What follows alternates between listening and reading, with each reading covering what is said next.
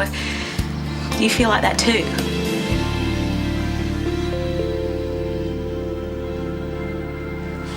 I'm sorry, I know how this must sound. You're not imagining anything. Of Ireland coach Eddie O'Sullivan, and has begun the search for his successor. We'll be talking about the possible candidates in a moment, but first Robbie Irwin has been looking back at the highs and lows of the O'Sullivan era. Eddie O'Sullivan's elevation to Ireland coach in 2001 was much more acrimonious than his resignation, close on 7 years later. O'Sullivan replaced Warren Gatland in almost sinister fashion, but that was apparently soon forgotten, as the new coach set about building a squad that was ultimately regarded as Ireland's best ever. 2 years into his reign, O'Sullivan guided Ireland to a Grand Slam decider in Dublin against England. The nation once again held its breath, but Ireland were blown away, beaten comprehensively. That defeat was followed by a quarter-final exit against France in the World Cup. But success was just around the corner, and the following season's Six Nations Championship yielded a triple crown, Ireland's first for 19 years.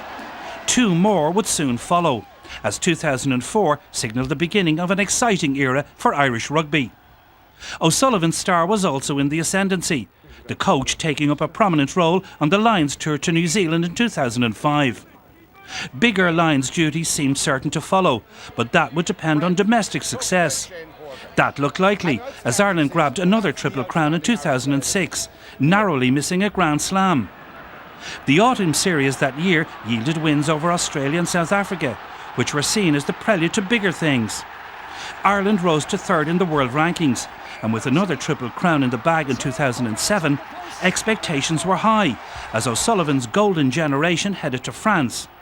In hindsight, it was the zenith of O'Sullivan's reign. What happened in France is still unclear, but the tournament was a disaster. Ireland beat Namibia before scraping past Georgia. But defeats against France and Argentina left the squad battered, bruised and eliminated from the tournament at the pool stage. Only a big Six Nations would save O'Sullivan, and that never looked on. Ireland finished 4th in the championship, the worst since 1999. And after a 33-10 mauling by England last weekend, it looked ominous for O'Sullivan, who acted quickly, resigning after 6.5 years in charge. His reign will be remembered as the most successful in Six Nations terms. 3 Triple Crowns in 4 years is no mean feat. But given the crop of players at his disposal, a lot more was expected, and the recent decline in performance suggested it was time for change. Robbie Irwin, RTE News. Well, for more on the story now, we're going live to our Cork studio, where we're joined by former Ireland and Lions manager Donal Lenihan. Donal, firstly, how do you sum up the Eddie O'Sullivan era? Well, statistically, Claire, Eddie was Ireland's most successful coach. 50 victories and 78 tests was a testimony to that. As Robbie mentioned, those 3 Triple Crowns in 4 years, an outstanding achievement. But I think Eddie will still have a degree of frustration at failing to deliver that first Grand Slam or championship success. Still eludes us, and I'm sure he'll be very disappointed with that. Looking forward now, Donal, if the IRFU opts for an Irishman to succeed Eddie O'Sullivan, Declan Kidney would be the obvious choice. Do you think he'll get the job? Well, certainly the RFU, the strategic plan, one of the objectives is to have Irish coaches in place in the national side. If that's the case, then Declan Kidney has to be the front runner. His record with Munster is outstanding, continuous achievement, and he also has international experience with both the Irish A side and as a member of the Irish management team for 2 or 3 years. The reports from England today are that Brian Ashton might hang on to his job with Martin Johnson joining him in the setup there. Does that mean that Jake White could be our man? I've no doubt the RFU will look at all avenues. Jake White, having led South Africa to success, would be a huge coup, but whether or not he'd be available to Ireland, I'd have my doubts. He seems to want to get involved in the English scene, and I'm not sure whether he'd be available.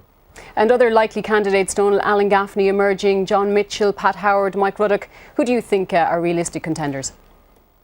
Yeah, all those names have come up for consideration. John Mitchell has experience of coaching here in Ireland. He's played in Ireland, was an assistant coach back in the mid-90s. Alan Gaffney is an interesting one, as we know, just back with Leinster, and perhaps Alan Gaffney working under Declan Kidney with the experience that they have could be an option that the RFU will look at.